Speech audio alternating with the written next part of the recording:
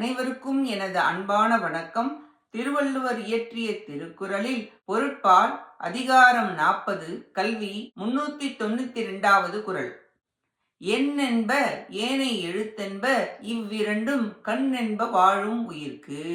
எண் என்று சொல்லப்படுவனவும் எழுத்து என்று சொல்லப்படுவனுமாகிய இரண்டினையும் மக்கள் உயிர்களுக்கு கண்கள் என்பர் கற்றறிந்த பெரியோர்கள். சிறப்புடைய உயிருக்கு படித்தவன்தான் வாழுகிறான்.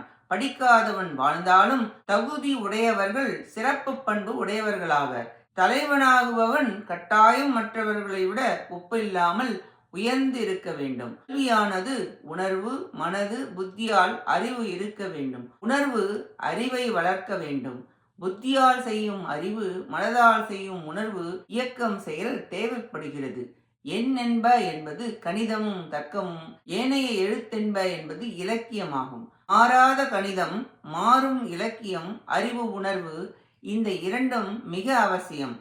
வேதம்தான் முதலில் வந்தது. அக்ஷரங்கள் சுத்தமாக படித்தால்தான் மொழித்திறன் வளரும். சொல் பின் வசனங்கள் விரித்து பொருளாகவும் விரியும்.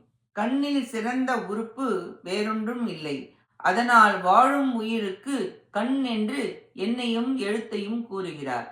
இக்குறளால் கற்கப்படும் நூல்களுக்கு கருவியானவையும் அவற்றின் இன்றியமையாததும் கூறப்பட்டது. நன்றி, வணக்கம்.